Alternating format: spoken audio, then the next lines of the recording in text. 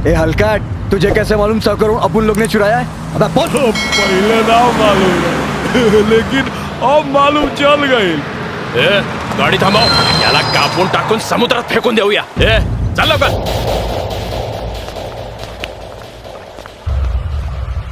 काढायची पट्टी।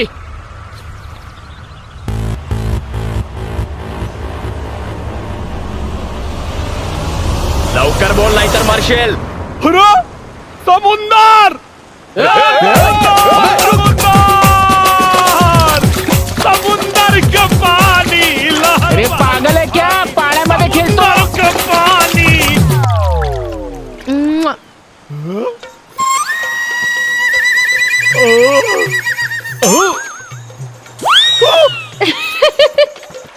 तुझ्या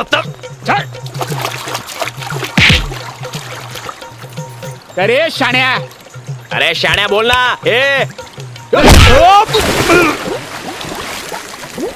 अरे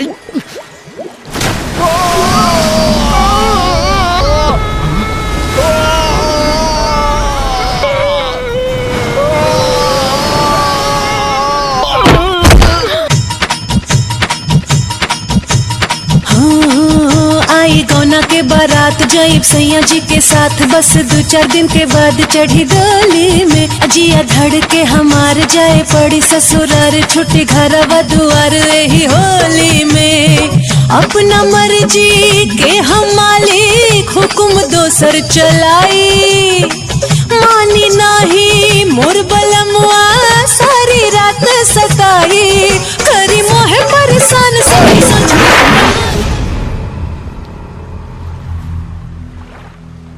तूफान जैसन जोश, समुंदर जैसन जवानी।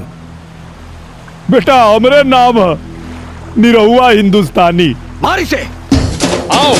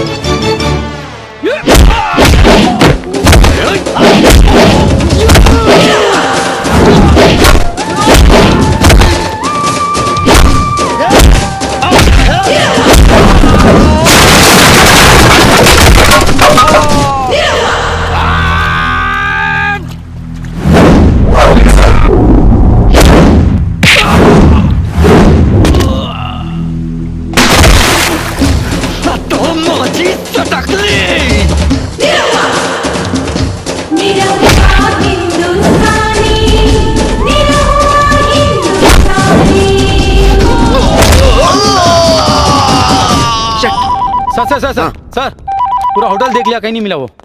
अरे ऐसे कैसे हो सकता है? ढूंढो सब जगह। यस सर। कहाँ गया वो? हेलो, कंट्रोल रूम मधून मात्रे बोलतो साहेब। व्हाट? मूव।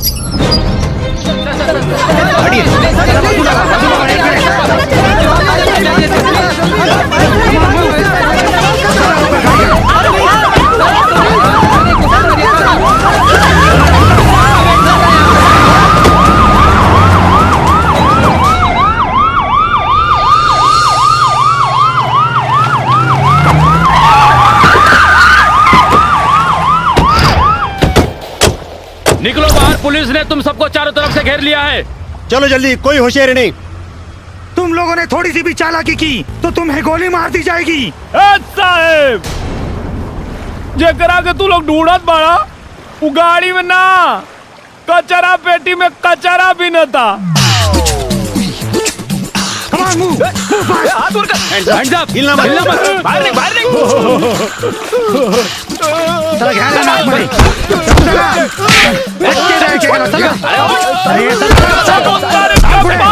समुंदर के पानी। आपने 100 करोड़ की रॉबरी का पर्दाफाश किया, कैसा लग रहा है? बहुत अच्छा लग रहा है। आपने उन चोरों के बारे में पुलिस को पहले क्यों नहीं बताया? इतना टॉर्चर क्यों सहा आपने? अरे ये सब हमारा प्लानिंग था। वो क्या है कि चूहा को बिल में से निकालने के लिए बिल में पानी डालना पड़ता है। ये भोजपुरिया आइडिया आप लोग को समझ में नहीं आएगा। सर, ये आइडिया आपको आया कहाँ से? कहाँ से? अरे इससे ज्यादा दिमाग तो हमारे गांव में भैंसिया को भी होता है। रहुआ जी, आपकी 100 करोड़ की रॉबरी का मिशन तो पूरा हुआ, अब आपका अगला मिशन क्या है? मिशन सुहाग रात। छोड़ो मुझे, छोड़ो। तोहरा चक्कर में भाईल बा बहुते पिटाई, सुहाग रात में आज बड़ी मजा आई। तुम्हारी हिम्मत कैसे मुझे हाथ लगाने की? हाथ हम जौवन चाहे तोवन लगा सकता नहीं। अरे हम तुम्हार पति हैं। पति? कौन पति?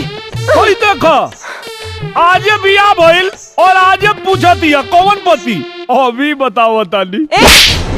खबरदार, जो दोबारा अपनी जुबान से ये बात निकाली, तुम तो मेरे पति तो क्या, मेरे नौकर बनने के भी काबिल नहीं हो। समझ में आ गेल मैडम कि तोहरा मन में हमरा खातिर काबा, लेकिन अब जौन हम करब तोहरो समझ में आ जाई।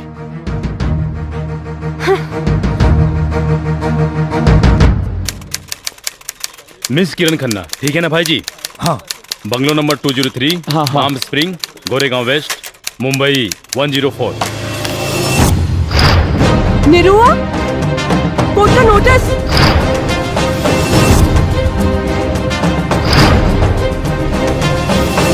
मैं गीता पे हाथ रख के कसम खाती हूँ कि जो कुछ भी कहूंगी सच कहूंगी, सच के सिवा कुछ नहीं कहूंगी। हाँ तो Mrs Kiran Yadav. Excuse me, Kiran Yadav नहीं, किरण खन्ना हूँ। किरण खन्ना तो आप पहले थी, मेरे मुवक्किल से शादी करने के बाद आप किरण यादव हो गई है ना? लेकिन मैं इस शादी को शादी नहीं मानती। Point to be noted milord. अपने पूरे होश और हवास में अपनी मर्जी से शादी करने के बावजूद ये कह रही है कि ये शादी को मैं शादी नहीं मानती, जबकि इसका पुख्ता प्रमाण ये है, ये मैरिज सर्टिफिकेट। क्या इस प्रमाण पत्र में किए गए हस्ताक्षर आपके नहीं हैं? यस सर, लेकिन मुझे फंसाया गया है। किसने फंसाया है आपको? मिस्टर मुखर्जी ने जज साहब। मिस्टर मुखर्जी को कटघरे में बुलाया जाए। नहीं नहीं जज साहब, ये शादी तो इन्होंने अपनी मर्जी से की है, जिसके गवाह है इनके दोस्त मिस्टर रॉकी। हाँ तो बताइए मिस्टर रॉकी, क्या आप इनको जानते हैं? Yes, she is my girlfriend. Girlfriend? अगर ये आपकी गर्लफ्रेंड है तो आपने इनकी शादी मेरी मुवक्किल निरहुआ कुमार यादव से क्यों करवाई? मतलब आप नामर्द हैं? क्या बात कर रहे हैं आप? मैं मर्द हूँ। आप नामर्द हैं? मैं मर्द हूँ। आप नामर्द हैं मिस्टर रॉकी।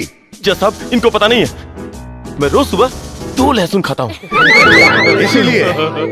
इसीलिए आपने अपनी गर्लफ्रेंड की शादी मेरे मुवक्किल ये देसी मर्द निरहुआ कुमार यादव से करवाई। ये सच है या नहीं? जज साहब, मैंने इस वजह से थोड़े ना शादी करवाई। तो किस वजह से करवाई है?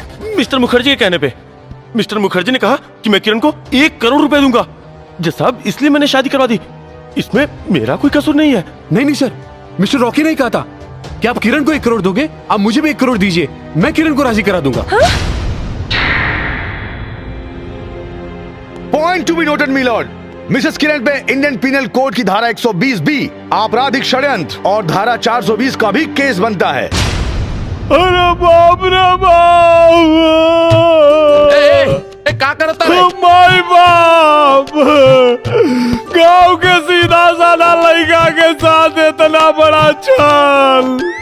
माई बाप, हम जिए के रहेगी चाहत। माई बाप, हमके इच्छा मृत्यु को वरदान दे दी। हाँ भाई, क्यों के लगे जार हो गया, हमके दे दो भाई, हम पी के मर जाए। वकील साहब, हमके किरासन तेल लिया के दे दो, हम जर के मर जाए। ऑर्डर ऑर्डर, ये क्या ड्रामा लगा रखा है?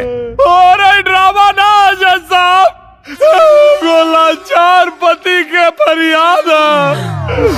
अब हम कौन मुंह लेके अपना गाँव जाए? अब अगर हम गाँव जाए तो अपन मेहरारू के लेके जाए, ना तो गाँव में हमार लाश जाए जज साहब। अब हमार जीवन और मरण सब आपके फैसला पे निर्भर बा जज साहब। ऑर्डर ऑर्डर, मिस्टर निरहू, ये अदालत है, आप अपने जज्बातों पे नियंत्रण रखिए और अपने जगह पे जाके बैठिए। ठीक बा। ऑर्डर ऑर्डर, इस केस की सुनवाई आज पूरी हुई। अब इस केस का फैसला अदालत दिनांक 23 अप्रैल 2017 को सुनाएगी। The court is adjourned for today.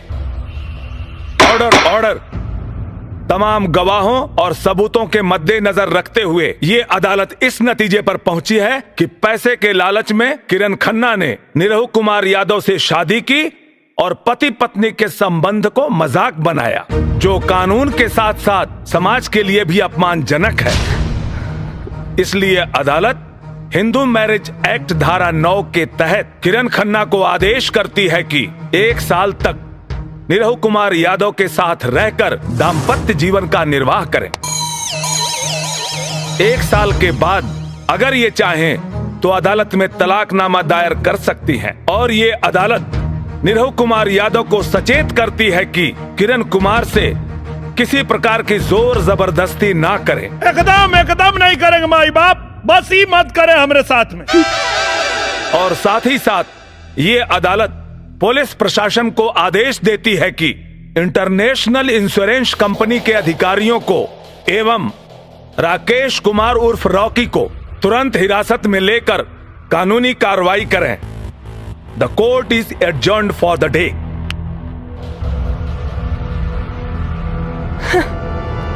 Thank you sir. Inspector hands up. Darling तुम किधर? अगर किसी ने भी बचाने की कोशिश की तो इसे जान से मार दूंगा। रोके, छोड़ो मुझे। Oh my God! Shut up! Good shot, good shot. चल छोड़ो मुझे, छोड़ो। ले जा। खा करे जा, अब तो चला ही के पड़ी। चला चली गाजीपुर, चला चली गाजीपुर। छक छक छक छक।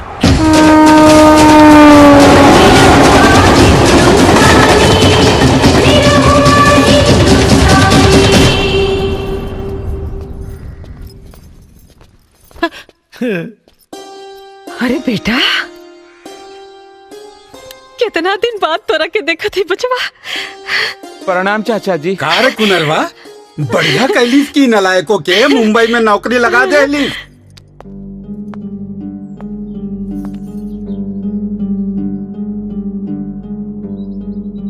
ई के बेटा? तुहार बहू रानी।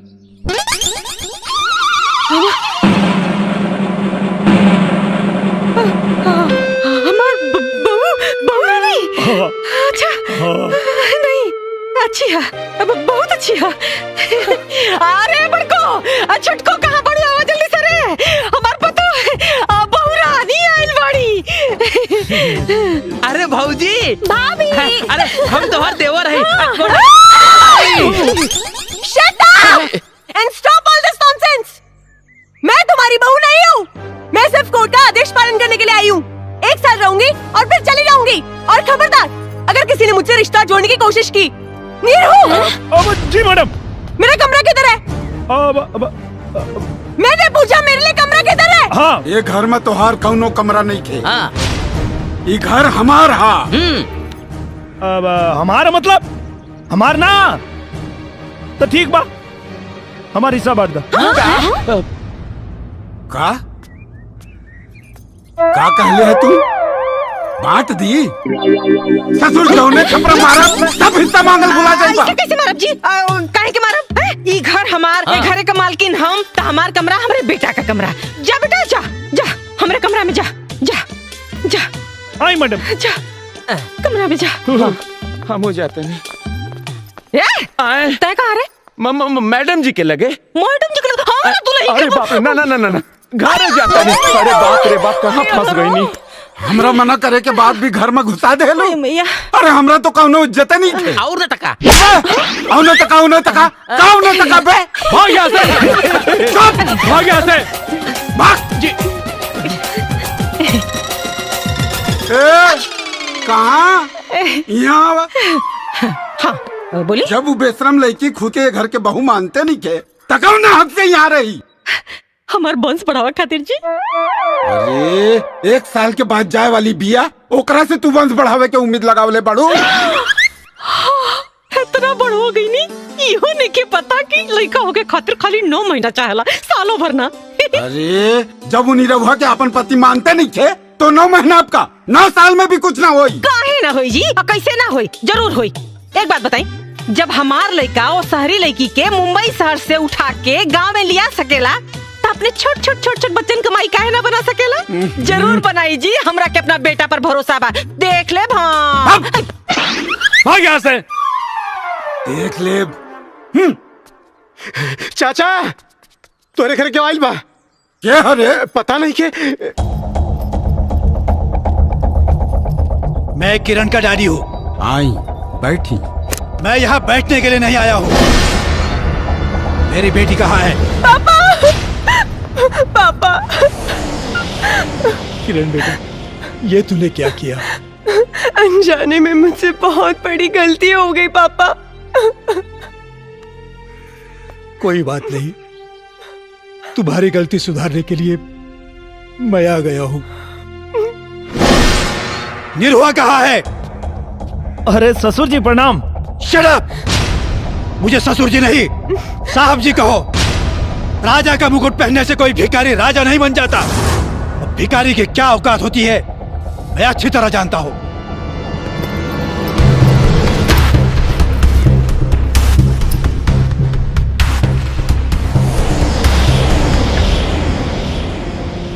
बोल, मेरी बेटी को छोड़ने की क्या कीमत लोगे?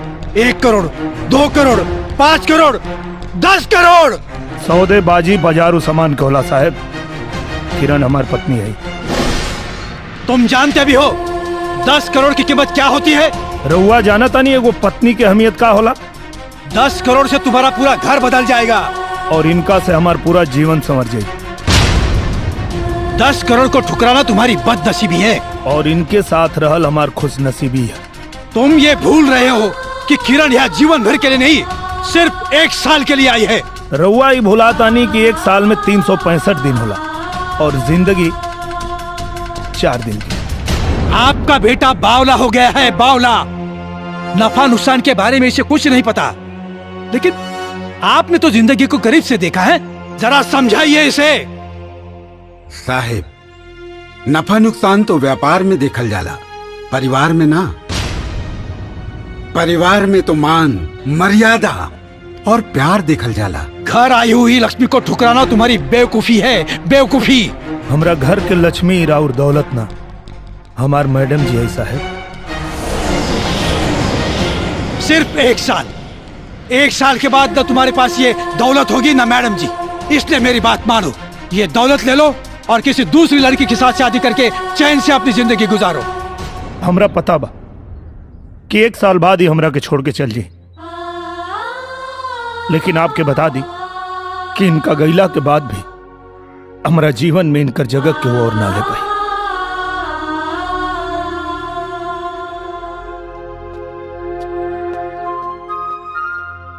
वैसे तो हमनी के संस्कार ना हा कि द्वारी पर आयल मेहमान के जाए के कहीं।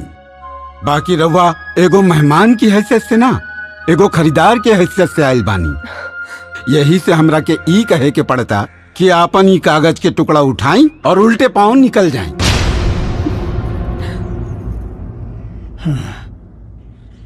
आज तक मैं केवल पैसों की अहमियत जानता था, लेकिन आप सबके विचार जानकर मुझे रिश्तों की अहमियत भी समझ में आ गई। एक बाप होने के नाते मुझे इस बात की तसल्ली हो गई है कि मेरी बेटी सही और सुरक्षित जगह पर है। बेटी, उम्मीद करता हूं कि अगली बार जब मैं यहां आऊं तो मुझसे बेटी के रूप में नहीं, इस घर की बहू के रूप में मिले।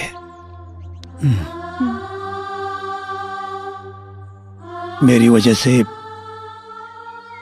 आप लोगों के दिल को जो ठेस पहुंची है उसके लिए मैं माफी चाहता हूं। मुझे आज्ञा दीजिए, चलता हूं। समधी जी, रउआ कुछ भूलता नहीं।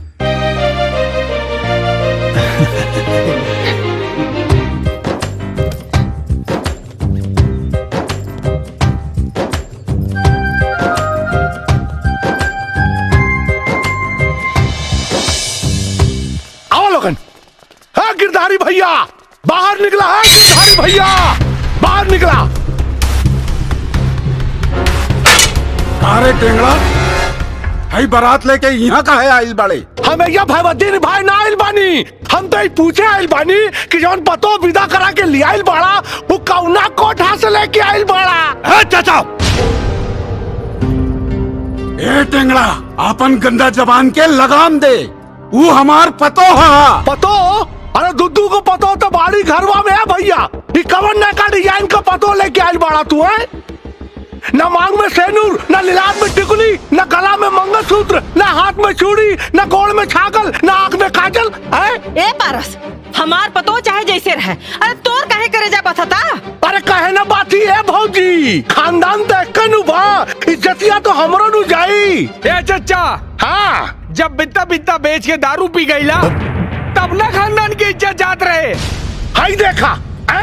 उल्टा चोर कोतवाल के डांटे और लंगटा गांव भर कपड़ा बांटे। ए पंच लोग बुलाई इनका पतो के और नीमन बाउर जवन फैसला हो रहुए लोग करी बुलाई।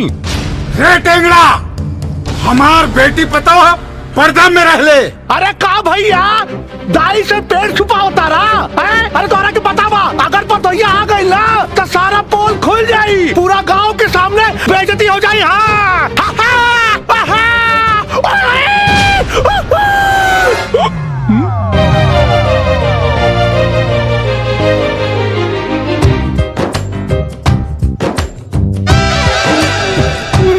बाबू अरे क्या मुंह तता रहे तो माई के।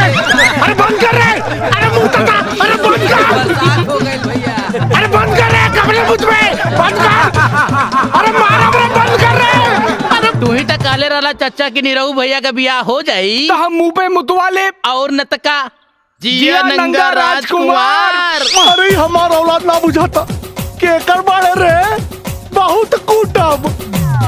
अरे हटा, अरे अपने औलाद बा अपना घर में तो तोहार चूल्हा जलाओ के औकात नहीं के और दूसरा के घर में आग लगावाइल बड़ा। ए दीदी ए भैया अरे ई निर्लज के तरफ से हम माफी मांगा तानी रहुआ लोगन से। इनका के माफ कर दी माफ कर दी। चाचा का खत्म खेला चाची निकाली तेला और नतका। बेटी आज तो हमरा घर के लाज राख ले लू। तोहरा के बहुत बहुत शुक्रिया।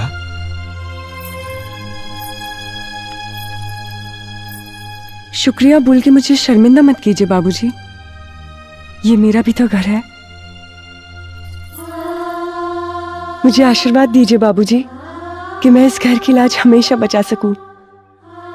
जुग जुग जिया बेटी, सदा सुखी रहा।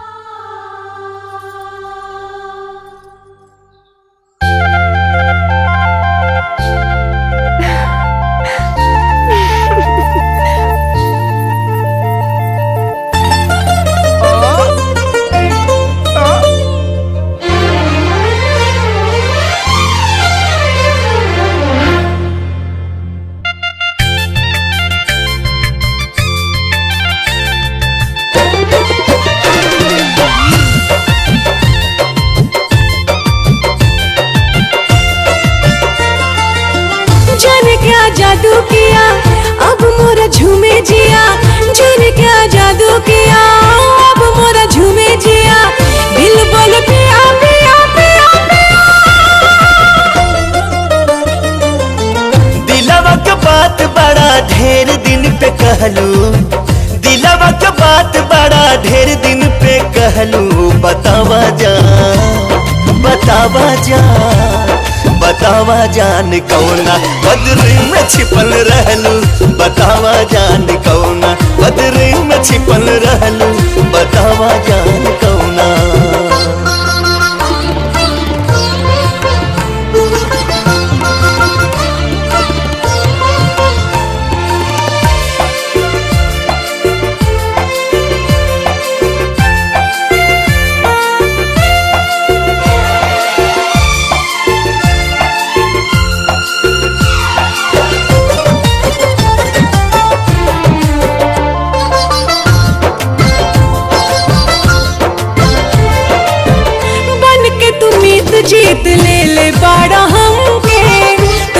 स्नेह हमरा जिंदगी में गम के। हाँ, बन के तुमीत जीत ले ले बाड़ा हमके, तोहरो स्नेह हमरा जिंदगी में गम के।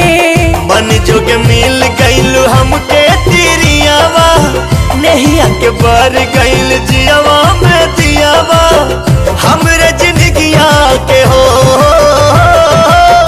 हमरे जिंदगिया के बाग चाह कबलू। बतावा जान, बतावा जान, बतावा जान कौना बदरी में छिपल रहलू। बतावा जान कौना बदरी में छिपल रहलू। बतावा जान कौना।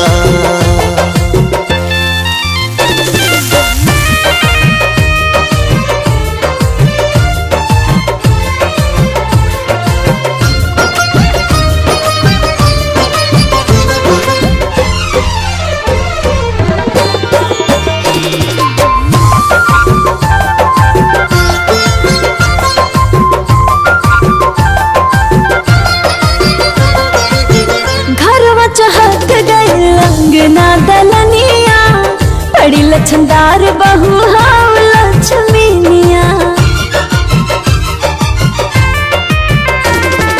देवर जी के बाड़ तो त सपना के रानी, बड़की बहिन नियन बाड़ जेठानी। हमर निरहुआ के हो, हमर निरहुआ के भगिया जगवलू। बतावा जान कौना बदरी में छिपल रहलू। बतावा जान कौना बदरी में छिपल रहलू।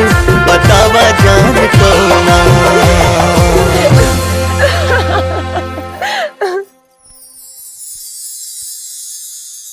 दुल्हन कितना सुंदर लागत आरू, एकदम हिंदी फिल्म के हीरोइन जैसन। दुल्हन एगो बात कही, आपन सुहाग रात के सपना तो हर लड़की सजावेली, लेकिन तोहार सुहाग रात के सपना सिर्फ तू ही ना, ये पूरा परिवार सजैले बा। मैं कुछ समझी नहीं। हमार कह के मतलब ई बा कि हमरा के और छुटकी के नसीब में भगवान माई बने के सुख तो देवे न कैलन। यही से ई खानदान के वंश चलावे के पूरा जिम्मेवारी तोहरा पे बा।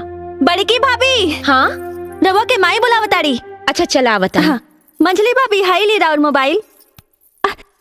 अरे वाह, मंजली भाभी के तने रहू भैया बहुत प्यार करी ले। अच्छा, तोहरा के कैसे पता बा? कैसे पता का, जेकरा हाथ में मेहंदी खूब लाल होला, मतलब कि ओकर मरद ओकरा के बहुत प्यार करी ले। अच्छा, तोहरा मरद मेहरारू के प्यार खूबे पता चलता। हाँ, लागता भैया से बात करके तोहरो हाथ में मेहंदी लगवाही के पड़ी।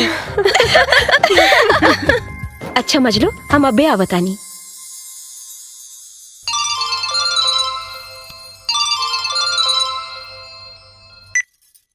हाय सोनिया। जो के रात रउआ के ने। अरे बिमला, अरे कहाँ जा तारी रे?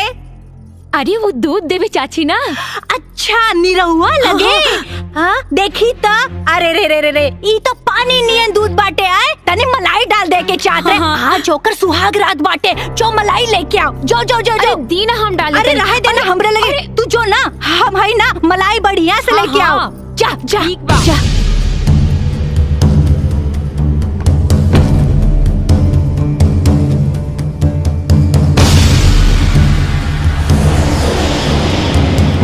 ई ला चाची, अब तो खुश ना। हाँ, पकड़ा। जा बहुरिया से कह दियो कि जरूर पिया दे। जा। हाँ, हम एकदम में कह दे। जा जा जा।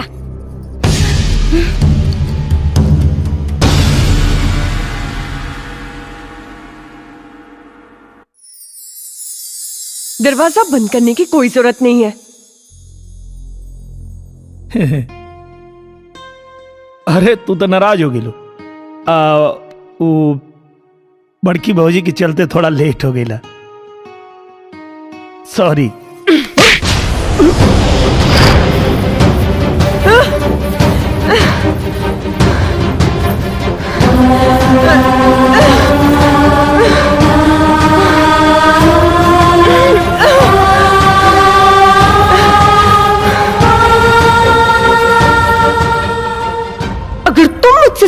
प्यार करते हो तो उसी सच्चे प्यार का वास्ता। ये तुम्हारे और मेरे बीच की लक्ष्मण रेखा है, इसे कभी पार मत करना।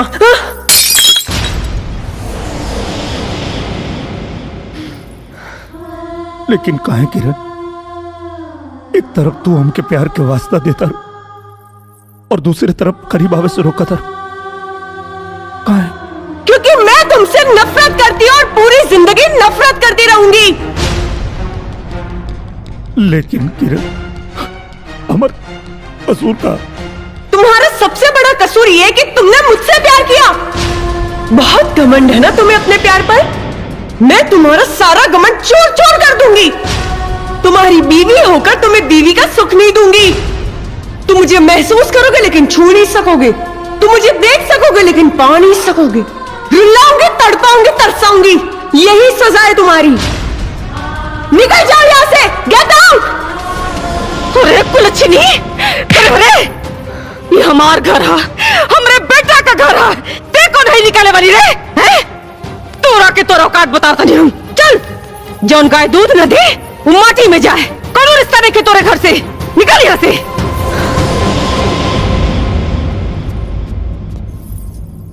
ए बुढ़िया, तू कौन होती है मुझे इस घर से निकालने वाली? हाँ, तेरा एक पैर शमशान के बाहर और दूसरा पैर चिता पर, तो तुझ में इतना रुबाब है और मेरे दोनों पैर जमीन पर, तो सोच मेरा कितना रुबाब होगा। ए लड़की, चिल्ला मत बुड्ढे, नहीं तो गले की गोटी निकल के बाहर आ जाएगी। भाग कर नहीं आई हूं, तेरा बेटा शादी करके लेकर आया है और उसका सबूत है मांग में सिंदूर और गले में मंगलसूत्र। इतना काफी है या कोर्ट का लाइसेंस दिखाऊं तुझे? करे निरहुआ, तोरा सामने ही हमनी के अंट संट बोलतिया और तोरा मुंह में दही जामल है। अरे भगाओ निकरा के यहाँ से। अरे माई, तू काहे नहीं कुछ समझत? का करता रू तू? ये घर से अकेल ना जाई, अगर ई जाई तब हमरो जाए पड़ी। हाँ तो जो ना जात काहे ना पड़े। रुआ शांत रही, हम बात करता नहीं ना। देख बेटा, हमार बात सुन। अरे जब भी तोरा से कोनो मतलब ही नहीं रखा तो तोरा औलाद कैसे होगी? अरे माई, हमके औलाद ना चाहिए, हमके हमार मेहरारू चाहिए। ए बुढ़िया, सुन ली ना मेरे पति की बात, ये और कुछ सुनना बाकी है। अरे कलमुही, जब ते अपना पति की पत्नी सुख देबे न करबे तो कौने बात को पति पति रख लगावता रे? ये पति पत्नी के बीच का आपसी मैटर है, डोंट इंटरफियर। अरे माटी में गल तो आपसी मैटर। हमके खानदान का वंश चाहिए, बस। वंश का सपना देखना छोड़ दे, मैं तेरा ये सपना कभी पूरा नहीं होने दूंगी। अगर हो गई तब, अगर नहीं हुआ तो अपना मुंह में करखा पोत के सारा गांव घूमब, और अगर हो गई तो तोरा मुंह में करखा पोत के सारा गांव में घुमाइब।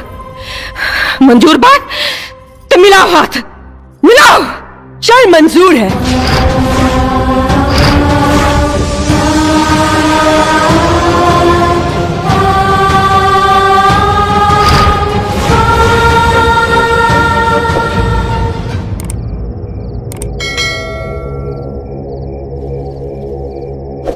बच्चा, एक फल का नाम ले। केला। बच्चा, एक सब्जी का नाम ले।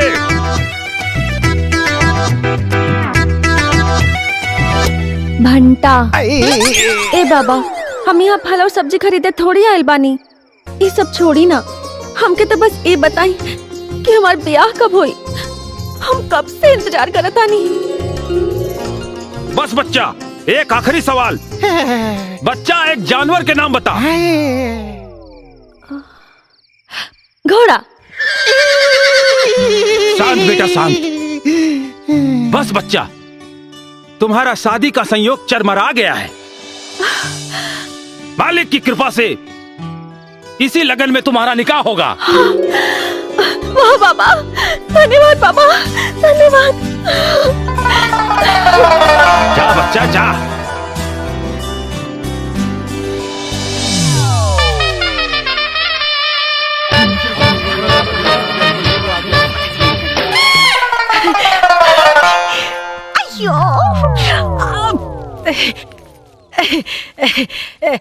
असी कुमार, असी कुमार।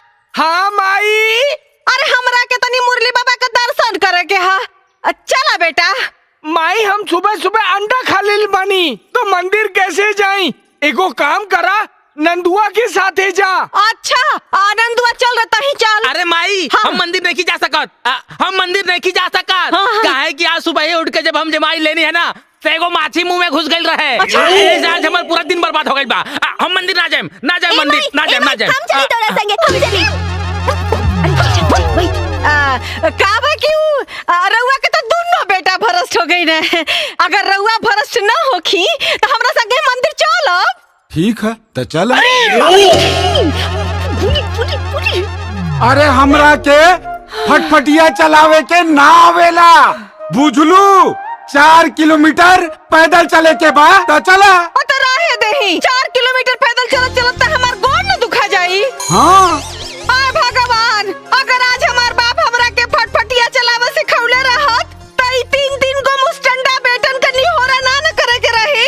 अरे जौने मतारी के 3 गो मुस्टंडा बेटा होखे ओकरे मतारी के कोई मंदिर भी ना ले जाता। हे भगवान, कैसे तोहर दर्शन करी? हे हमर नाथ माई। हाँ बेटा चलो हम लेके चलत नहीं। चलबा? हाँ चलो। अच्छा देख देख ये हमार सरवन बेटा। और न तो का चाबी चाबी ला बेटा चाबी। चल। और न तका। ला आ गई मंदिर।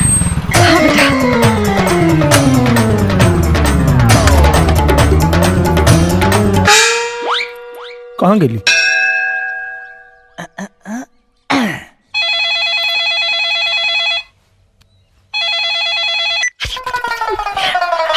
हेलो हाँ बेटा। अरे हम तो बड़का मुसीबत में फंस गई। अरे बेटा हमरा के तो लोग बंधक बना ले बा। अरे बेटा अरे बाप रे, अरे तेरी जान बचा दे रे बेटा। अरे हम भाई। जान से गई।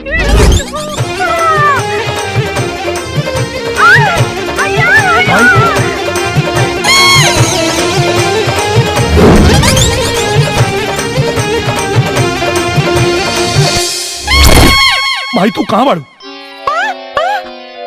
हमके का पता? अरे हमरा आके पता बट्टी मानल रे। कुछ नहीं के लगा। का चाहता हूँ लोग? बात करवा हमरा से। सुना, तू अपन माई के जिंदा देखल चाहता रहा, तू करा जो हम कहता नहीं। का चाहता रहा तू लोग? तोर बगल में वो मंडप लगल बा, वो मंडप में दूल्हा की जगह जाके बैठ जाओ। अबे हम काहे बैठ जाई? वो मंडप में आज हमार बिटवा की शादी है। अरे तो तोरे बेटा की शादी है तो अपने बेटा के बैठाओ, हमके काहे बैठे कहता रे? अरे वो तो परेशानी के बाद बा। हमार लड़का शहर से शादी के लिए आवत रहे, अबले नहीं खे आई और इधर मुहूर्त बीतल जाता और शादी के मुहूर्त बीत गए तो अगले 20 बरस लड़की के शादी के लगन नहीं खे। ऐसे लड़की वाला हमार मेहरारू के बंधक बना ले बा और अगर मुहूर्त बीत जाए वो हमार मेहरारू के गोली से मार दे। ऐ खातिर जब तक हमार बिटुआ नहीं खिया तू दूल्हा बन के बैठ जाओ। अरे हम बैठब तो लोग के पता ना चली कि हम दुल्हन आई। तू होकर चिंता मत करो, वो लोग कुछ ना जान पाई हैं। वो कहा है कि लड़की वालन हमार बिटुआ की शक्ल ना देख ले। हाँ देखो तू लोग सही नहीं करत। अभी सही गलत सोचे के समय नहीं खे, फिर कुछ समय के बाद बा तोर छठा फेरा होते हमार बिटुआ आ जाई। सुना, कुछ गड़बड़ कैला तो अपन माई की जिंदगी से हाथ धो बैठ में। चुप बुढ़िया चुप। चला माई चला चला चला। पंडित जी दूल्हा बाबू आगे ले। जल्दी जल्दी ब्याह करावा।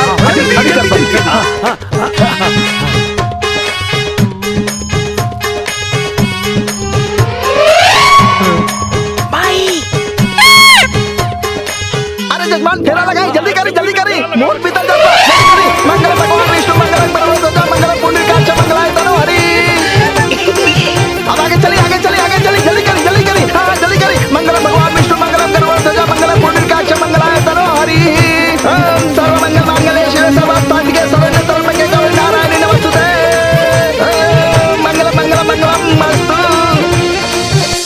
जजमान सिंदूर दान करी। अरे जजमान जल्दी करी।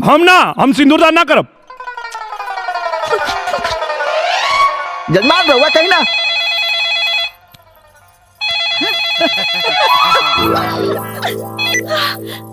हेलो रुक का गईला। तू तो कातरा लेके छाफेरा में तोर बेटा आ जाए।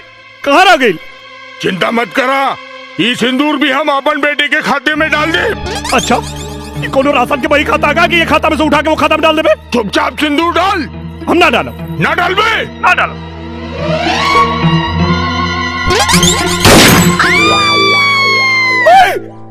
अब है तक ता जियता नहीं बेटा, बाकी आगे के जिंदगी का कोनो भरोसा ना।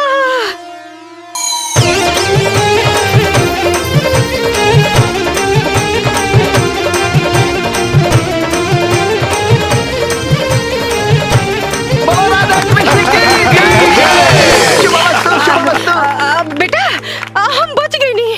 अरे तू बच गई लू, यहाँ फंस गई नहीं। चला यहाँ से। चल चल आजा आजा। अरे अकेले अकेले कहाँ जाता नहीं? राउर बहुरिया साथे लेके जाई। बहुरिया? कवन बहुरिया?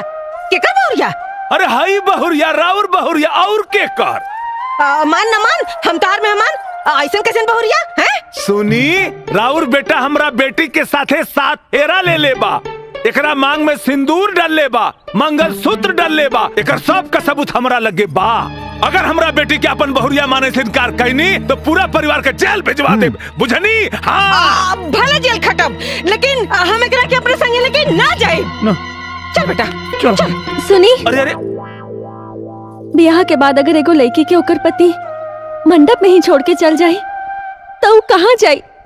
ये दुनिया के काम मुंह दिखाई। कम से कम जाए से पहले हमरा के अपना हाथ से जहर दे के जाए, कहे के बाप के बिना हम ना जी पाई।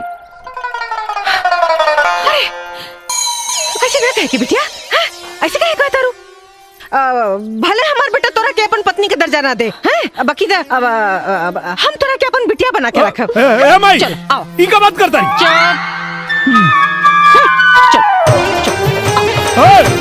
अरे अरे भाई बापू बापू तो खेल खेल खेल। कौन है रे? हाँ भैया, तार छोट भाई पारस। कहा रे टेंगड़ा? हाँ भैया। आज सूरज पश्चिम से कैसे निकल गई? अचानक तोरा में इतना बदलाव? बदलाव ना भैया, प्रायश्चित कहा, अपना पाप के प्रायश्चित भैया। पाप के प्रायश्चित? अरे भैया हम बैल आदमी भैया, बताई अपना परिवार के गैर समझत रानी। ए भैया, अरे रहुआ जौन आग में जरत आनी भैया, वही आग में हमहू जरत आनी है भैया। अरे वर्तमान के देख के भविष्य की चिंता में जरत आनी भैया। अब बताई ना भैया, जवन लड़की एक खानदान का खेवैया रहे, वह वंश का नैया डुबावा पे तुरल बिया है भैया। हाँ हम तो कहता नहीं है भैया, निरहुआ का दूसर बियाह करा दे। अरे हम सपोर्ट करो, छोट भाई है, रहुआ से अलग हो सकी ना। बाबूजी बाबूजी बाबूजी बाबूजी, निरहुआ भैया नौकी भौजी ले आइलन। नौकी भौजी?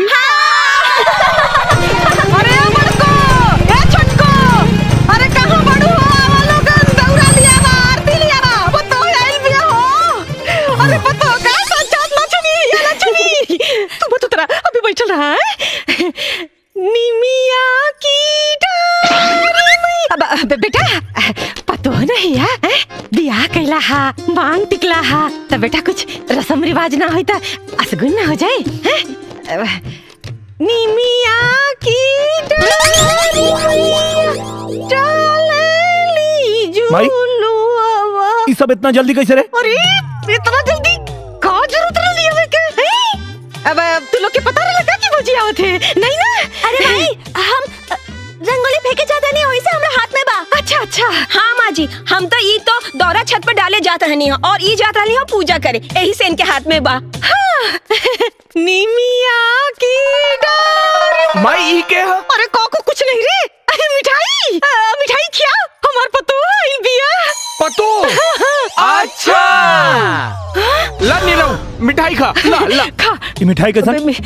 अरे वो घरे मिठाई ले आइले ढेर दिन हो गए रहे ना, हाँ। यही से किन के लिए नहीं है। हाँ। और न तका ना खेबो मत खा मत खा झूलेली झूलू उतरा बच्ची की झूली। अरे आराम से झूली ना, धीरे से रखिए में गोड़। ए नंदुआ गाड़ी पकड़ता बेटा तू उतरा। मैया मोरी गावेली गीतिया हो बेटा हो ए में गोड़ डाल के तो चला।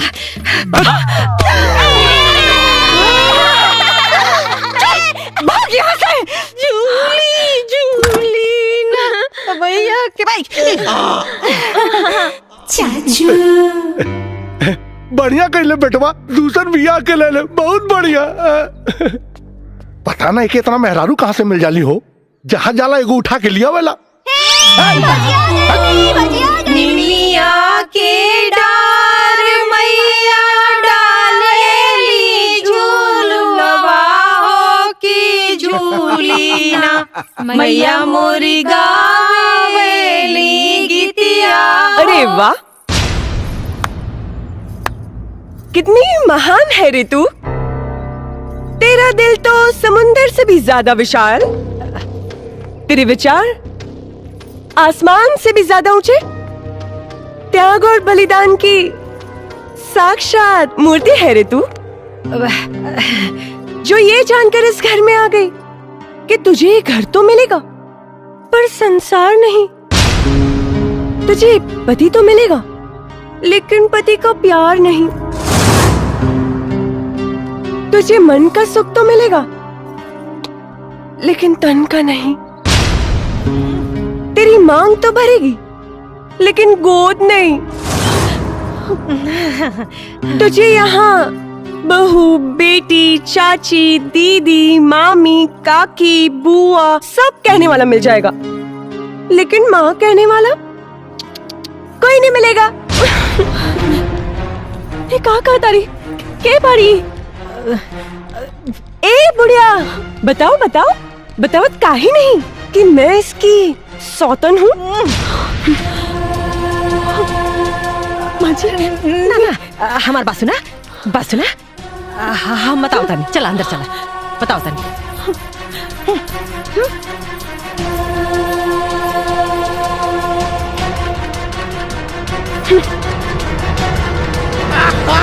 अब आई मजा।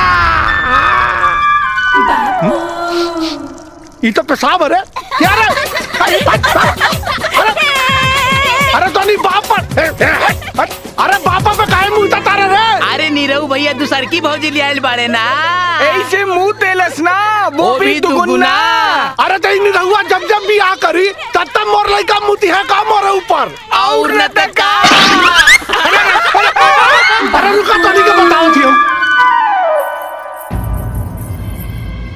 क्यों रे सौतन, तो अभी तक यहीं पर है, गई नहीं? अरे हम काहे जाए, ये हमार घर है, हम यही से रहे और अपन संसार बसाई। सुन मुहे में कर खा पतवा खातिर तैयारी कर ले। ए बुढ़िया तू क्या समझती है, तूने इसको पटा लिया तो तेरा हर अरमान पूरा हो जाएगा? कभी नहीं।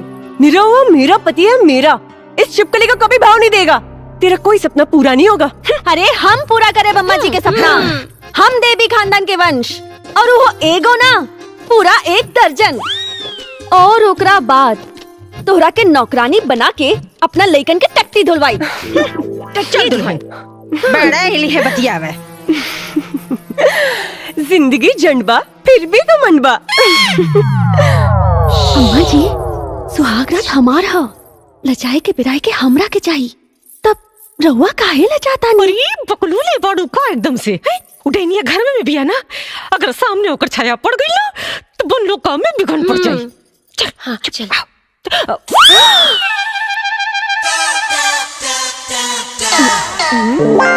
जा जा। लेकिन अम्मा जी हमरा लाज लागता। हो गई गुड़ गोबर। अरे समझा एकरा के। अरे आज लजाइबू तो पूरा जिंदगी लजाते रह जाइबू।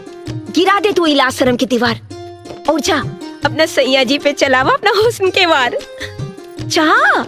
ए नंबर 2 निरव्वा मेरा पति है, मेरा, तेरा कुछ नहीं होने वाला, समझी? अरे तू शांत रहा, शांत रहा। जा जा। मेरी जान। नहीं होने वाला। कुछ नहीं होने वाला, कुछ नहीं, सब कुछ है।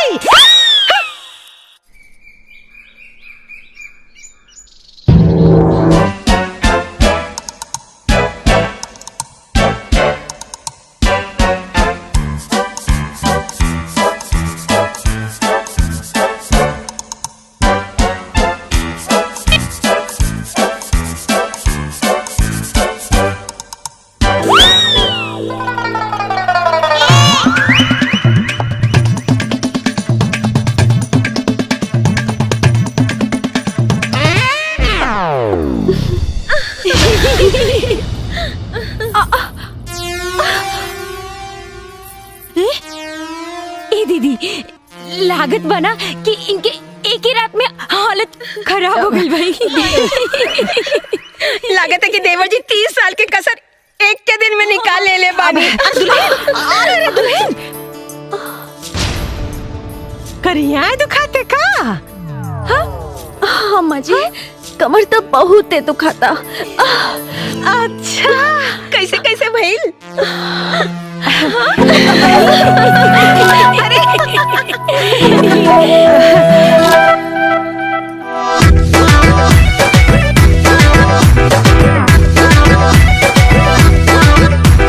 बंद दरवाजा के पिया फटाफट खूंटी पे टांग दे हले खोल के बुसट। आई सुन तो आगे का भइल बताओ। बंद दरवाजा के पिया फटाफट खूंटी पे टांग दे हले खोल के बुसट तोरा भर के। राजी काके बलम बाजी मार ली हले तोरा भर के। राजी काके बलम बाजी मार ली हले तोरा भर के। सब साफ साफ खुल के बताओ।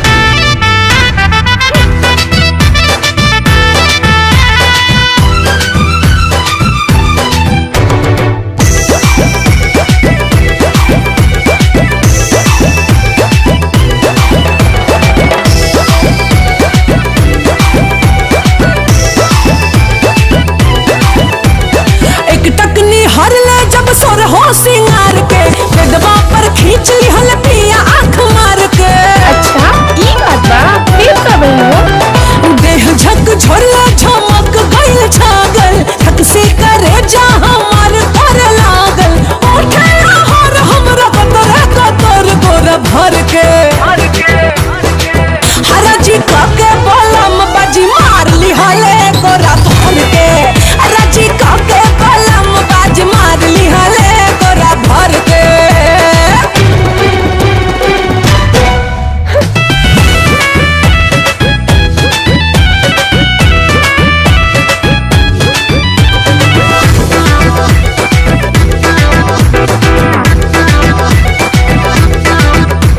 मेकअप बिगाड़ ले केसिया बिखर ले एने ओने भागी तो आगे से घेर ले। बोला बोला मजा आवत है सुनने में। सोचनी की भाग जाई खोल के केवाड़ी भागे न देहले बलमुआ खिलाड़ी। राजा माजा में सजा के लन रात भर गोरा भर के। और राजी काके बलम बाजी मार ली हले तोरा भर के। राजी काके बलम बाजी मार ली हले तोरा भर के।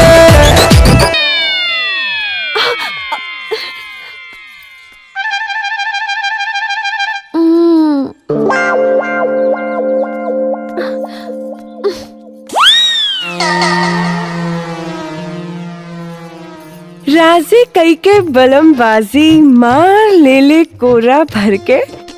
क्या रे बुढ़िया की दुम छल्ली नंबर 2 कैसे बोल रही थी? कमर दुखाता। भूल गई? चोर कितना भी शातिर क्यों ना हो, कोई ना कोई सुराग तो जरूर छोड़ता है। मतलब चल तुझे दिखाती हूँ। अरे सुनो ये क्या है? चटाई इधर पलंग उधर। हाँ बड़ी है सुहागरात मनाने। हाँ ए बुढ़िया तेरी फुसफुसिया से कुछ नहीं होगा। किसी काम की नहीं है, किसी काम की नहीं। निरहुआ मेरा पति है, मेरा मुझसे प्यार करता है। इस निठल्ली को तो भाव भी नहीं देगा। अबे बुढ़िया अभी भी हार मान ले। पोत ले कालिक अपने मुंह पर। टीचू टीचू, कुछ नहीं होगा, कुछ नहीं होगा, कुछ नहीं होगा। सब कुछ होगा, सब कुछ। अम्मा जी। अरे अरे बिटिया, ऐसे दिन करा, ऐसे दिल छोटा मत करा। अरे एक बार खाली चल गलत का भल, वार पर वार कर जा, कोनो बार तने साना पलागी। अम्मा जी। बिटिया जल्दी लगी, जरूर लगी। अब हंसदा।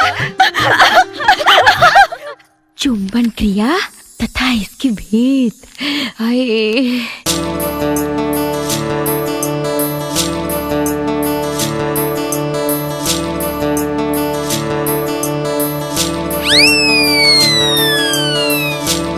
अरे दीदी हुआ अच्छा ता आजकल काम सूत्र के किताब पढ़ल जाता।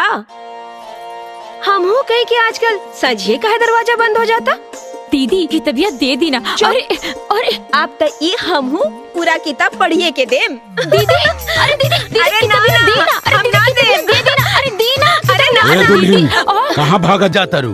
तनी एक कप चाय बनावता। जी बाबूजी।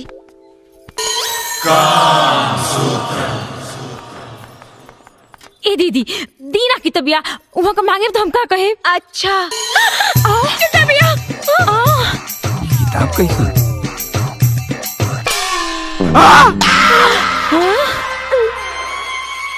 बाबूजी,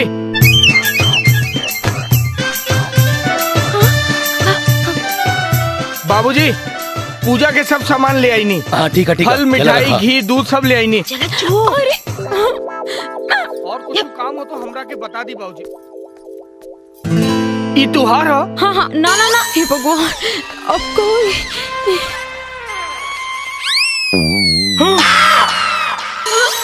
सुकुमार, माई। ए सुकुमार, अरे सुन रे। हाँ माई। कल पुनवासी है, कथा कहे के पंडित जी से कहले रहे हा। हम भुला गए नहीं माई।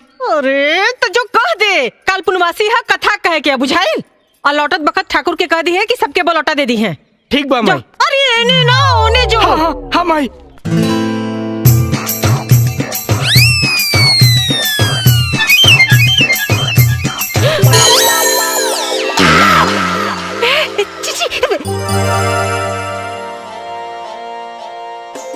बहू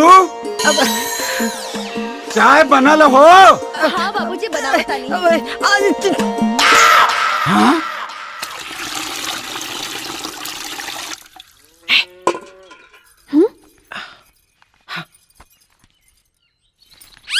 छी छी छी, अम्मा जी रवा का दिखाओ तानी, रवा लाज नहीं के लागत। और ये बच्चा झरी तोरो के दिखे खातिर थोड़े न देनी है ना आप।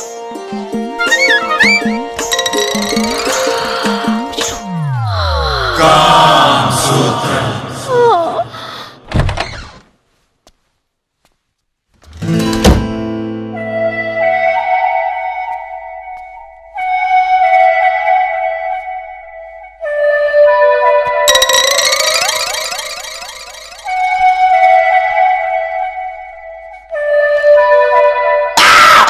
काम सूत्र।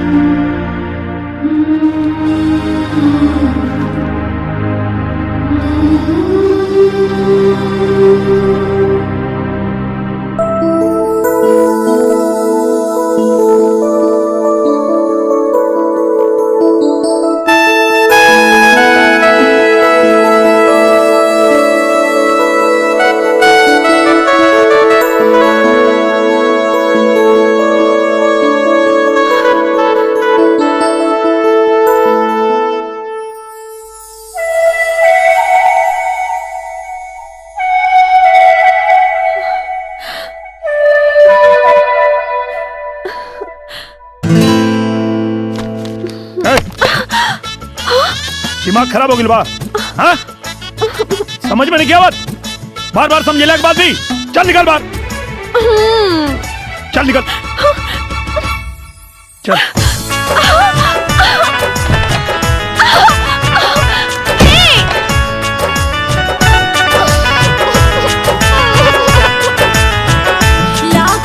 गोद नाही भारी आमा, बेटा और में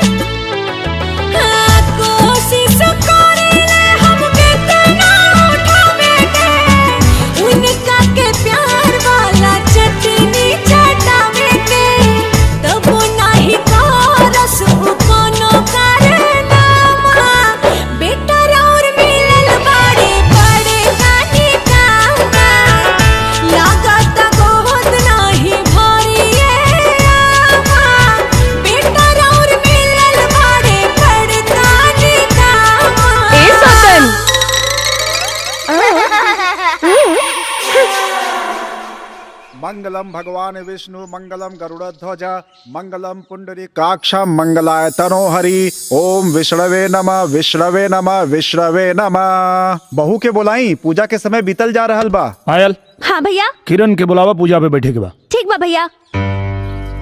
मुझे तैयार होने में आधा घंटा टाइम लगेगा, इंतजार करो।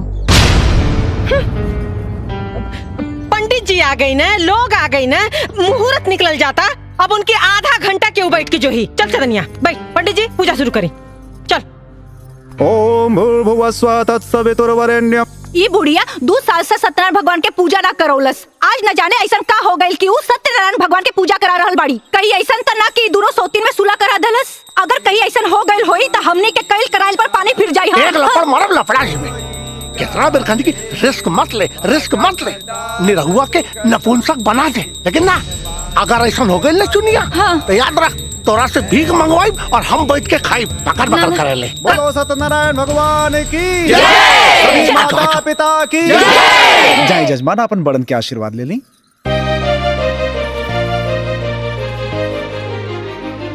खुश रहा बेटा, खूब खुश रहा। खुश रहा, खुश सदा सुहागन रहा। अरे दूधन लहा पूतन फला है दुल्हन। ए, अरे किधर जा रही है? मेरा भी पैर छू। हम ना छुए। क्यों नहीं छुएगी? मैं तुमसे बड़ी हूँ। अच्छा, खाली बातें में बढ़कर बड़ी हूँ। बड़े बारू तो बड़नियन कामों तो करा। ए, भूल गई? इस देश में दूसरी बीवी की औकात क्या होती है? मेरी दी हुई भीख की खुशियों पर ऐश करने वाली घटिया औरत मुझसे ज़बान लड़ाती है।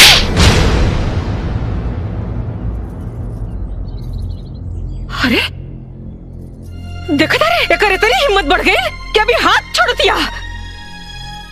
अरे आज तेरे नहीं की बहुरिया के मरलस, कल तेरे मतारी की मारी, परसों तेरे बाप के मारी, और तय खड़ा होकर खाली तमाशा देख। बारे भगवान, कैसन कैसन दिन देखे के पड़ता। किरण, तुम्हारा दिमाग खराब हो गया बा। ये सब क्या करता रू? अच्छा, मैं क्या कर रही हूँ? हाँ, आज तक तो ये चालबाज पूरे परिवार वालों को पुड़िया खिला रही थी, आज आपको भी खिला दी, इसीलिए आप इसकी साइड ले रहे हो। देखा, तू गलत के लिए बाड़ू, चुपचाप एकरा से माफी मांगा। माफी? वो भी इस बच्चलन से? बहुत हो गई।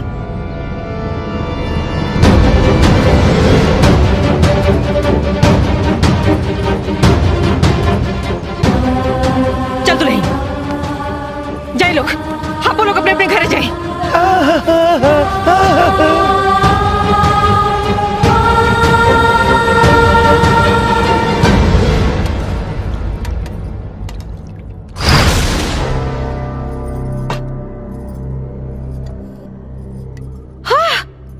आजकल के पतोहन का तो कुछ समझे मैंने क्या होते है बहनिया। कोरे 1 किलो घी 4 दिन में खत्म कर दिला सन। अरे अब निरहुआ खातिर हमरा के घी भंडार घर से लिया के पड़ी भगवान। ओहो,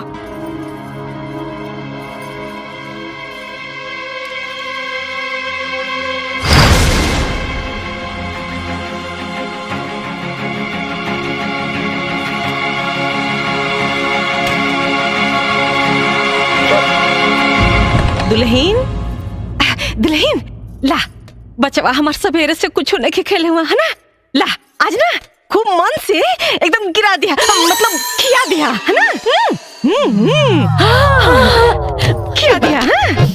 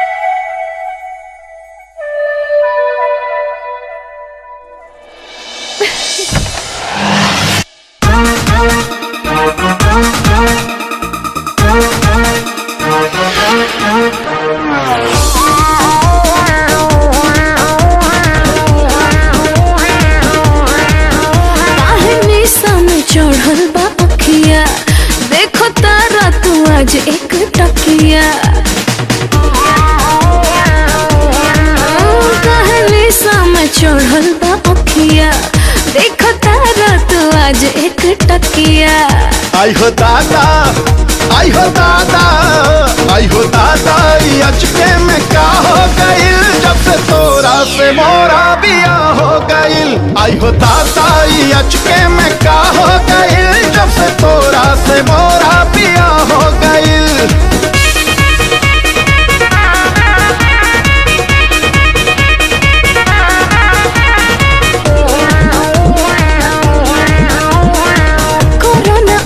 कुछ बात हो कब भूलाए नहीं रात हो। जड़ा में धरब त ये रानी छोड़ब सीधे पिता के बरसात हो।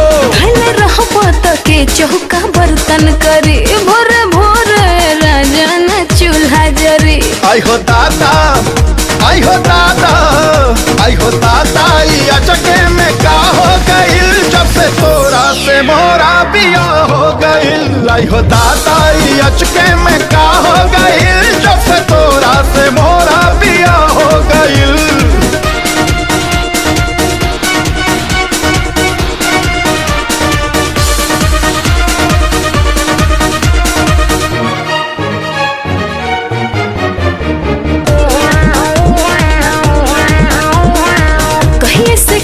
तानी वेट हो तब जाके आइल बाई डेट हो।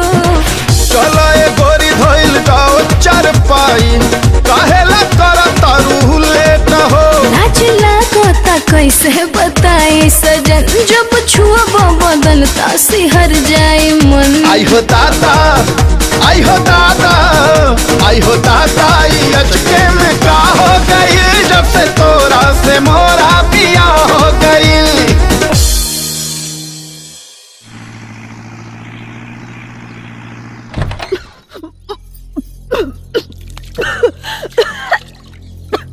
हाँ?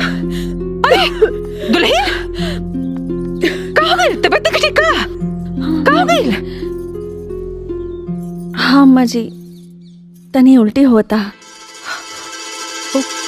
उल्टी होता? उल्टी होता? अरे बिटिया उल्टी होता?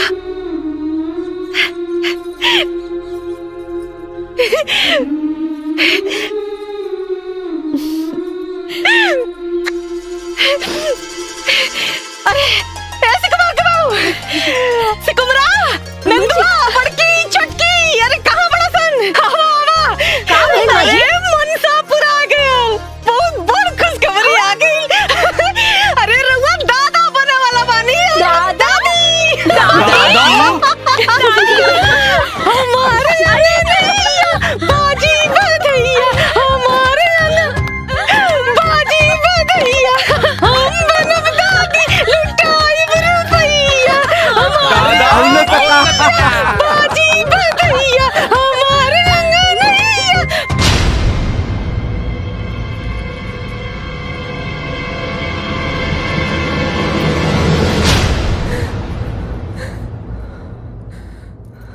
करे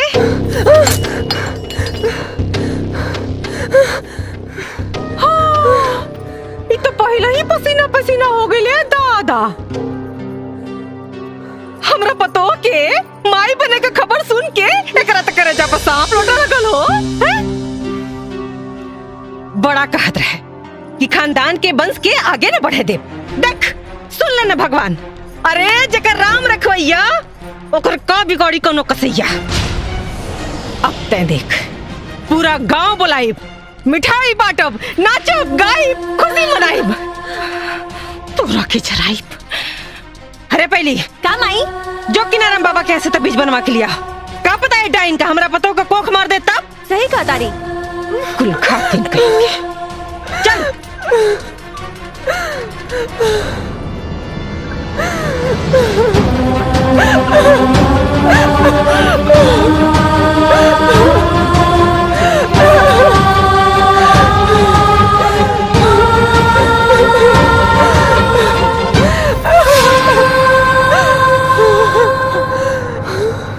ये तेरा कैसा न्याय है भगवान, ये तेरा कैसा न्याय है? जिसने इस घर को वंश देने के लिए इतनी बड़ी तपस्या की, आज तूने उस तपस्या का ये फल दिया, उस पे लांछन लगवाया कि वो इस घर के वंश को नाश कर सकती है। क्या कसूर है मेरा? यही ना कि मुझे कैंसर है और मैं मरने वाली हूँ, यही ना कि मैं इस भयानक बीमारी के बारे में किसी को नहीं बताया। मेरे देवता समान पति का दिल तोड़ा है मैंने। मैं ऐसा नहीं करती तो क्या करती? अगर मेरे पति को सच्चाई पता चल जाती तो जीते जी मर जाते, लेकिन दूसरी शादी कभी नहीं करते और इस घर को कभी भी वंश नहीं मिलता। इस छोटी सी जिंदगी में तूने बहुत बड़ी परीक्षा ले ली भगवान, अब और परीक्षा मत ले। मैं एक इंसान हूँ, तेरी तरह भगवान नहीं हूँ।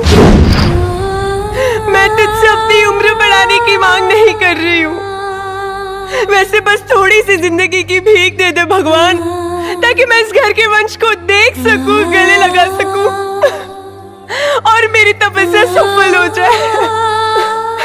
भगवान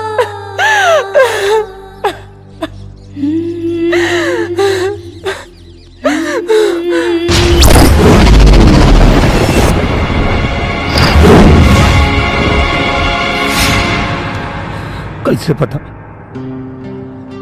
कि तोरा के कैंसर हो?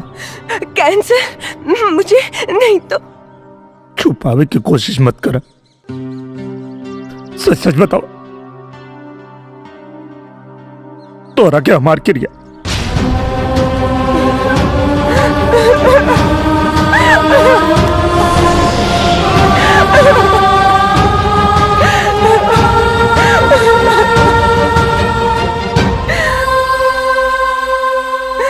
बताओ किरण, बताओ हमरा। अपनी सुहाग रात के दिन जब मैं सजते हुए अपने अरमानों को सजा रही थी, तब मेरी सहेली सोनिया का फोन आया। हाय सोनिया। बेटा मैं डॉक्टर मकवाना बोल रहा हूँ। ओह अंकल आप। बेटी मैं तुम्हारे पापा को फोन लगा रहा था पर नॉट रीचेबल आ रहा था। मैं तुम्हें बताना तो नहीं चाह रहा पर मैं मजबूर हूँ बेटा। अंकल आप पहेलियां क्यों बुझा रहे हैं? साफ साफ कहिए ना। बेटी तुम्हें यूटेराइन कैंसर है, वो भी आखिरी स्टेज पर। हम चाह के भी तुम्हें नहीं बचा सकते बेटी। अंकल क्या मेरी इतनी जिंदगी बची है कि मैं माँ बन सकूं? इस जन्म में तो तुम माँ नहीं बन सकती।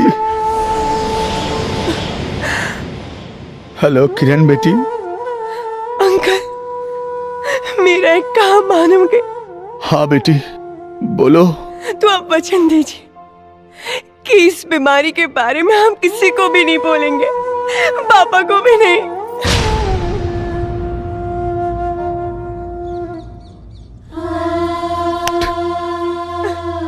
बहुत अभागा बानी हम, बहुत अभागा बानी।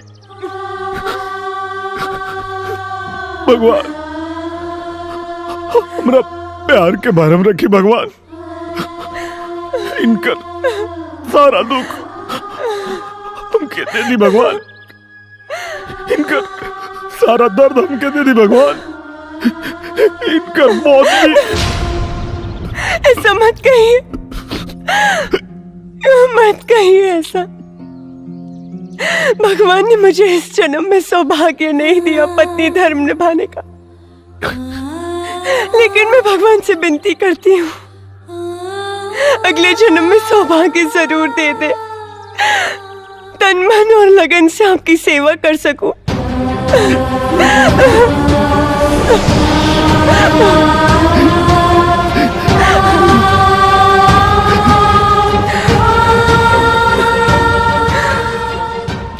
आपको मेरी कसम है, ये बात आप किसी को नहीं बोलेंगे। अगर चांदनी को पता चला तो उसे बहुत दुख होगा, वो माँ बनने वाली है ना।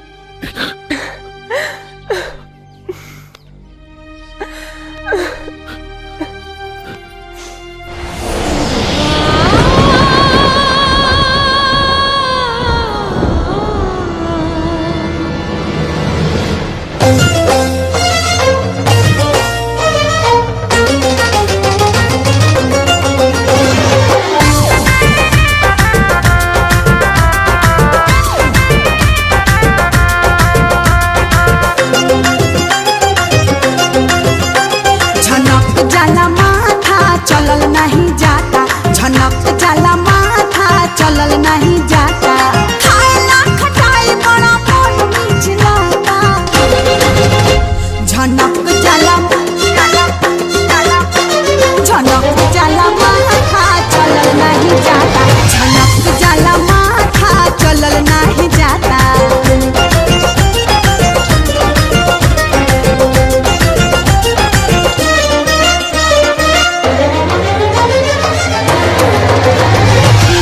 भइल बोझ सोच करे ना पौआ देह भइल बोझ सोच करे ना पौआ जाता हो नौरतन तेल ठंडवा और जाता हो नौरतन तेल ठंडवा हाँ जाके साजा के मेरा भाई सब कुछ हमें तोरे भैया के घर टीसे को मार चाहे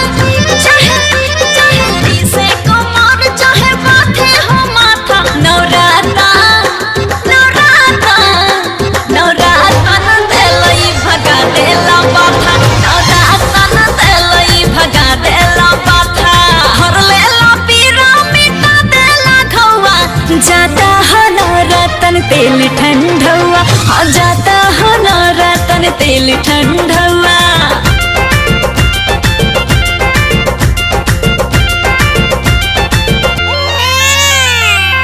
भुअर भुअर बाल रे होरिलवा के भुअर भुअर बाल रे होरिलवा के होरिला के मम्मी तो महलों की रानी राज महलों की रानी पापा है रंगबाज रे होरिलवा के पापा है रंगबाज रे होरिलवा के भुअर भुअर बाल रे होरिलवा के हमार अंग नैया सोहर गवाता हमार अंग नैया सोहर गवाता दुश्मन के छाती पे मुर्चा पिसाता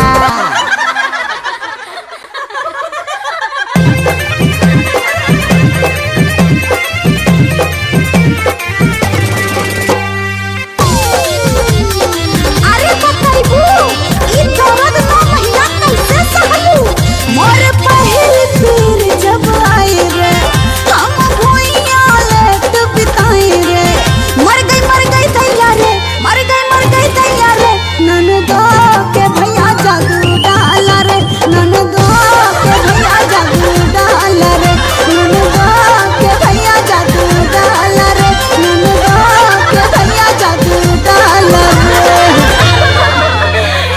ए दुल्हन चाप ने माई के गोड़ धैला ओकरे बाद सबके आशीर्वाद लैला आवा जा आवा ना जा माँ जी के पास सबके आशीर्वाद लेने के चाहिए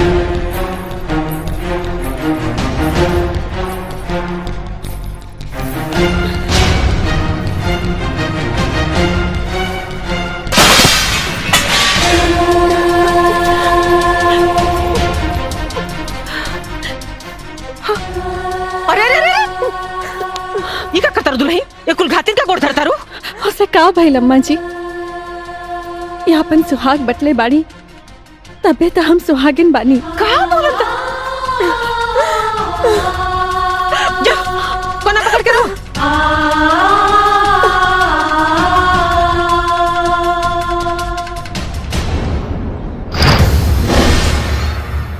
चल चल निकल चल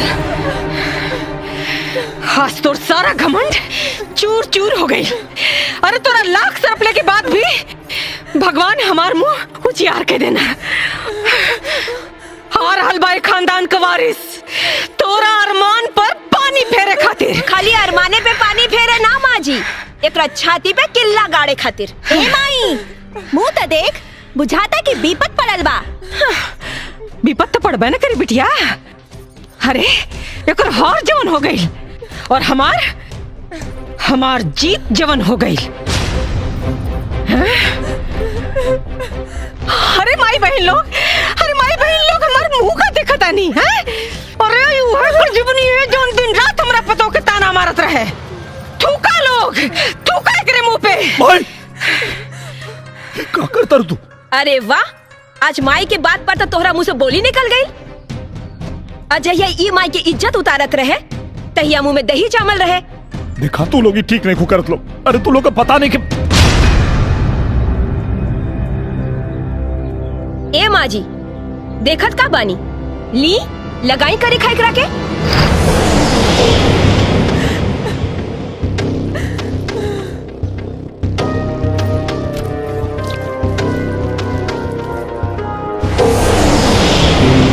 ले जाई लगाई लगा दी।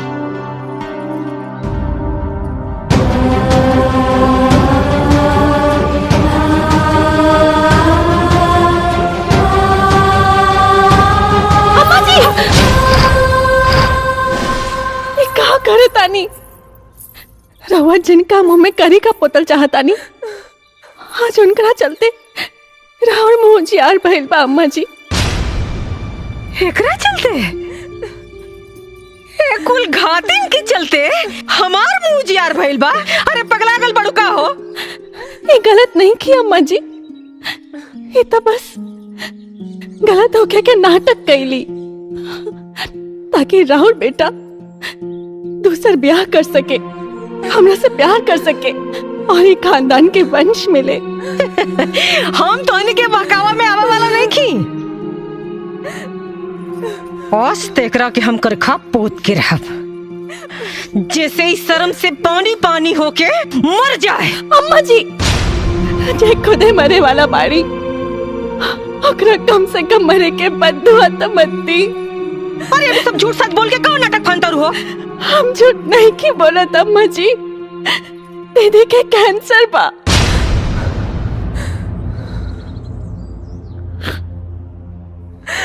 काका कैंसर। हाँ माई, और अभी बस कुछ दिन के मेहमान बाकी।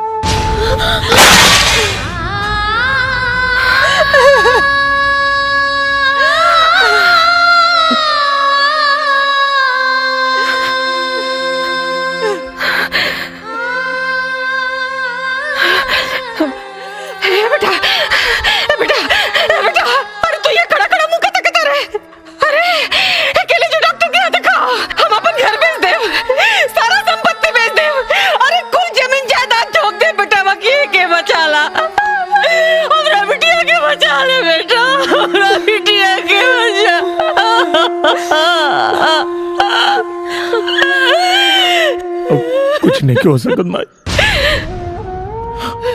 कुछ नहीं हो सकत। हम डॉक्टर से बात कर ले बानी,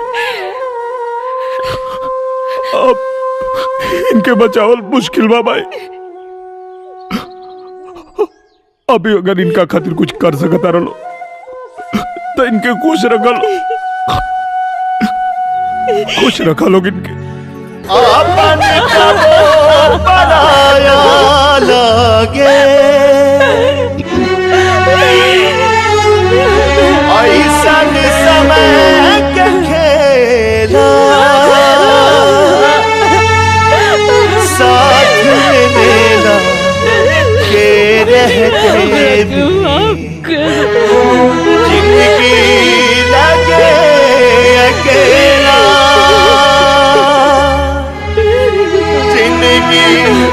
लगे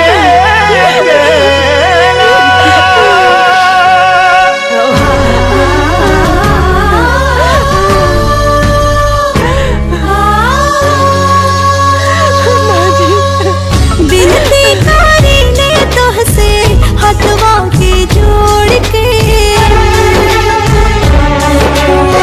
बिनती करी ने तोहसे हथवा के जोड़ के। कब ना गई है बेटी माई के छोड़ के, कब ना गई है बेटी माई के छोड़ के, कब ना गई है बेटी। घरवा के लक्ष्मी हो बंधन की तोड़ के, कबहू न जई है बहू हमनी के छोड़ के, कबहू न जई है बहू हमनी के छोड़ के, कबहू न जई है बहू।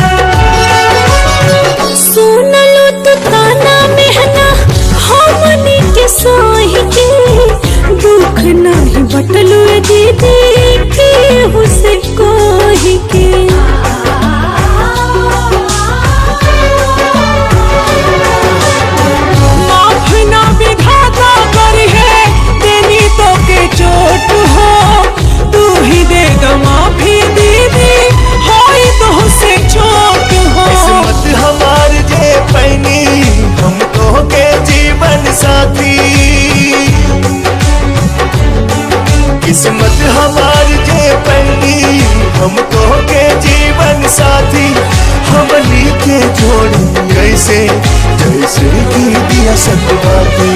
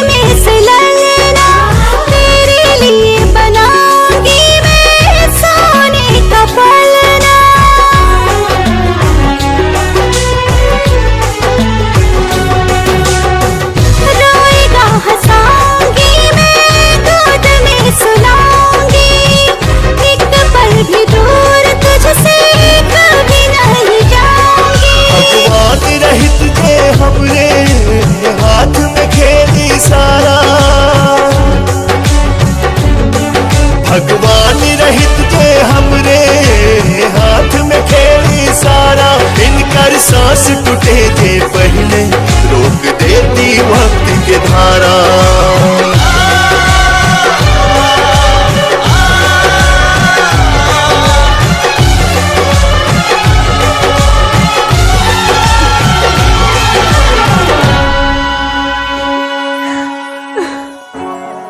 कंधे पर ढोया तुझको कंधा यह तोड़ के, कभी भी न जाना बेटी पापा को छोड़ के, कभी भी न जाना बेटी।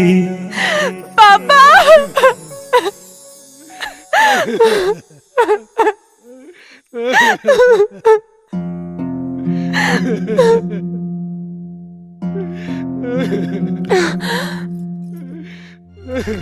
पापा आप ऐसे रो रही हो जैसे मैं कल ही मरने वाली हूँ। जस्ट चिल, शट अप, मैं तो सालों साल जीऊंगी। मेरी अच्छी बेटी। गंदे पापा, मेरी प्यारी बेटी। झूठे पापा, मेरी सुंदर बेटी। टकले पापा, पापा बेटी।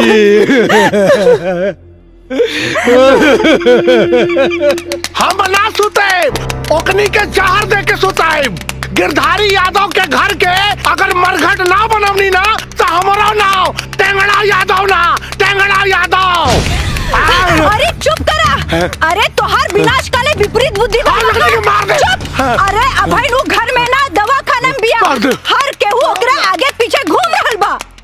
कुछ दिन बीत जाएदा, सब खुला हो जाई, ओकरा बाद हम मौका मिलते ही विनाश कर देब, वंश के नाश कर देब।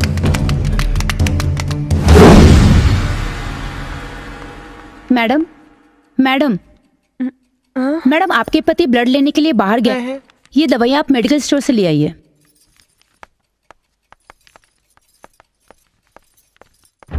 कहा बारे औकत लेके कहा बा, देखा ठीक से। आज अगर वो मिल गई ना तो निराहुआ के वंश का अंत यही अस्पताल में हुई।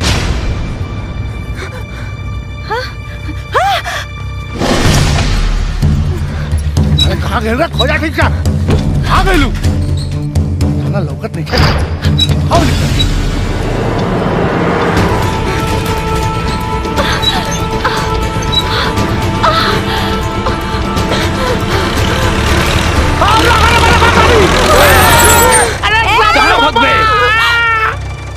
आज तू बच के कहाँ जाइबू?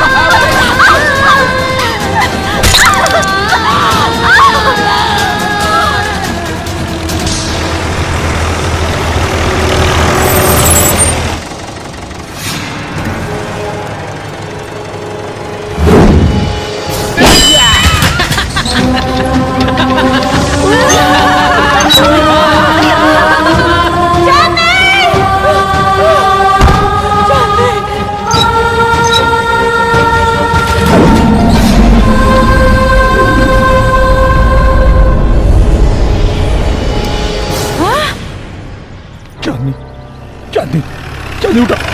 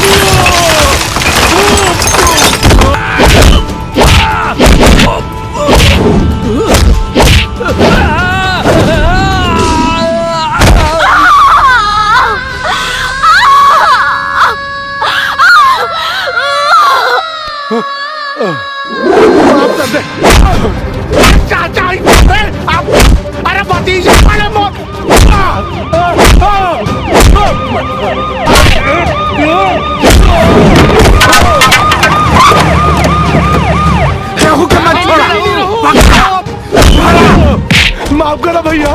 कहा रे टेंगड़ा, तू भाई ना कसाई है। माफ करो। तू ठीक है बेटा। ले जान पड़ा हो।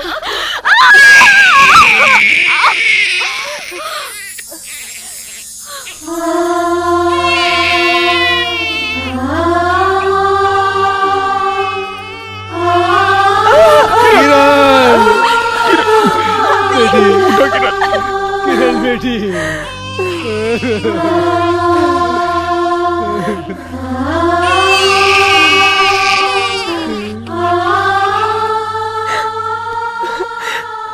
चुप चुप जियो मेरे लाल।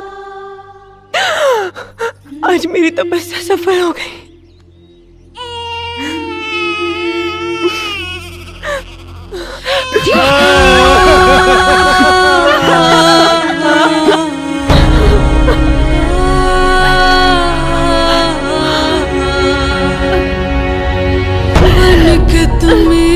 जीत ले बाड़ा के तोहरो स्नेह हमरा जिंदगी में गम के, हो जिंदगी में गम के। तू ही तो दिहलू एक फूल के दिया नवा, सपना पूरा के खुद भइलू सपनवा। दुनिया के लोग बाट घरवा दुआर के, तू तो बाट गइला अपन सिंदूरा सिंगार के।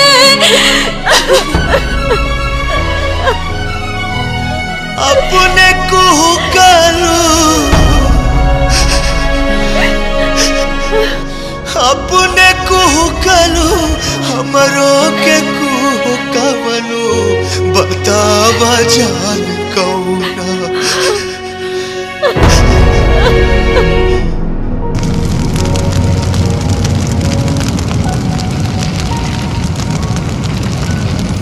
हे जस्ट चिल।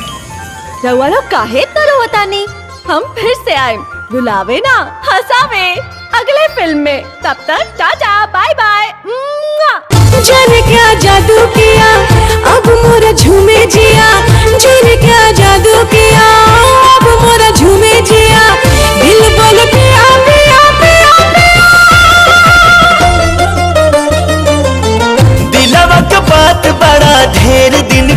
कहलू दिलवा के बात बड़ा ढेर दिन पे कहलू बतावा